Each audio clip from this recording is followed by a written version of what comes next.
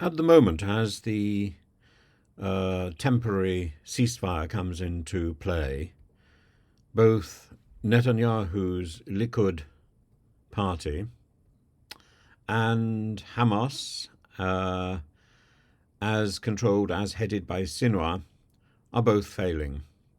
And they're failing partly because of a popular mood against them, which is partly suppressed by the fact that we are in a state of war. So there are leaks. If you follow Maya Tus's channel, he's got some spectacular footage of Palestinians in Gaza marching with a white flag against Hamas and against the war and the war aims of Hamas.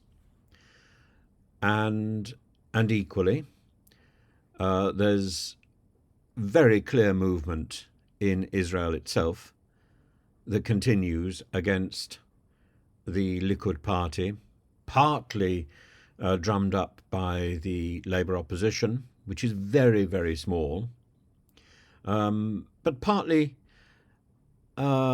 you see it in the universities, you see it in the online presence, the carping from the sidelines, rather than the big waves of protests, which of course are banned at the moment.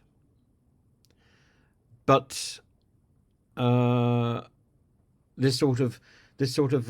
military objectives on either side are not clear.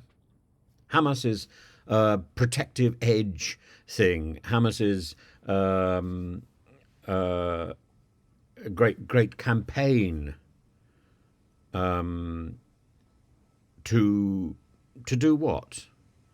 To survive in the absence of the Palestinian Authority in Gaza, to press Israel to release prisoners. Well, it's pulled back from that already. It's accepted a hostage deal in return for a temporary ceasefire, and all the time that the Israeli siege has been ongoing, Hamas has actually been firing rockets into Israel all the time, and that's something that I think hasn't been reported very much in the British media. Both sides in this war are incredibly weak. They survive simply by suppressing any sort of popular objection. So what we need to do as observers is to seize on that popular frustration with both sides, and to plot out as best we can Israel's friends, and the friends of Palestine need to plot out as best as possible a roadmap to peace. And that's not about calling for a ceasefire.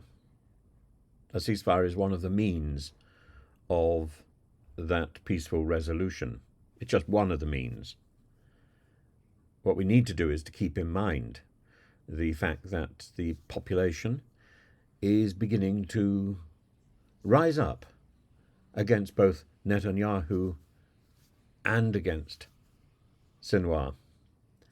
And that's what needs building on. We need to call on Israel to demonstrate its commitment to humanitarian values, the difference between a state and a terrorist entity. We need to call on Hamas to surrender to a diplomatic and a democratic solution. Elections would be a part of that solution. Hamas has controlled the Gaza Strip without elections for years. And you've got to remember, in Gaza, it's not just a Muslim community. There's a sizable Christian community with links outside Gaza to Greece, particularly.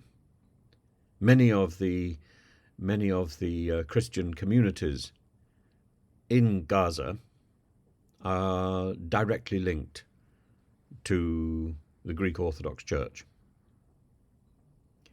And the Gaza siege is horrific, utterly horrific. Calling for a ceasefire, calling for a pause is not enough. We need to call for a way to get the civilians out of Gaza in a way that will ensure that they can go back into Gaza as soon as the place is safe. Now, calling for them to go to Egypt, calling for them to go to Jordan is calling for them to be permanently exiled, I'm afraid. We need to call for them to go to Israel, where they can be sent back to Gaza when they're well and when Gaza is settled and Hamas has been removed. And Hamas has to go.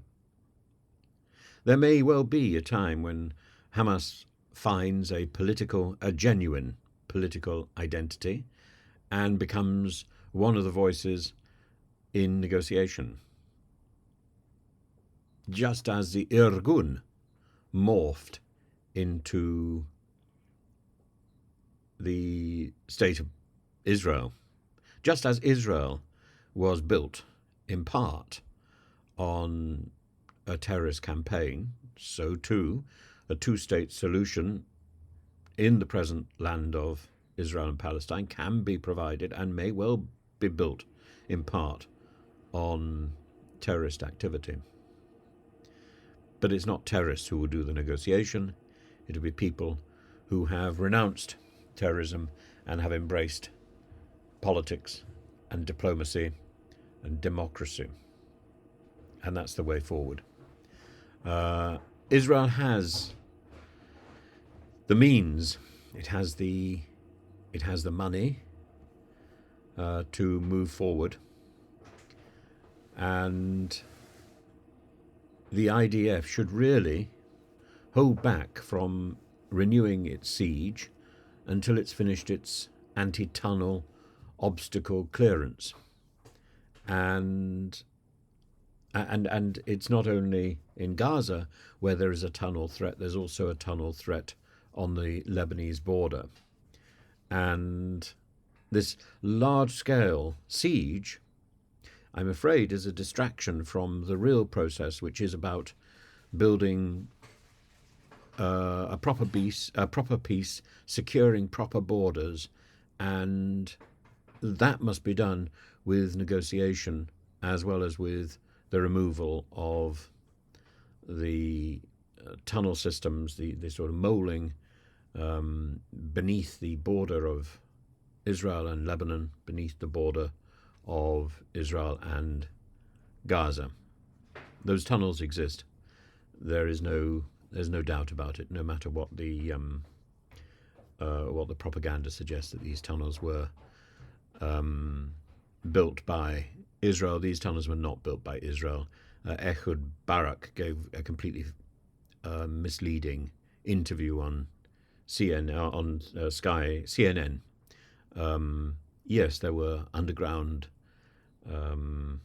areas in the Al-Shifa complex which Israel built or helped to build. But the tunnel system is distinctive and is cobwebbed underneath Gaza, and each tunnel has these little domed roofs. You've got tunnel systems with an extraordinary array of rooms and cabling. And I've seen online people saying, "Oh, well, there's no electricity in this tunnel, so there is no this is not an underground bunker." But maybe they're looking at different footage. Look at the footage. The cabling is clear. The rooms are clear. The loos, the detention rooms, the kitchens, all of this extremely clear. And that is something that a stable, civilized country cannot tolerate on its borders, and that needs to be cleared. But the huge number of civilian dead is unacceptable, and the rhetoric from Netanyahu and from President Herzog is unacceptable. They are two people who both need to resign if there is to be peace in the region. Hamas needs to go, and the current leadership of Israel needs to be replaced, and replaced quickly.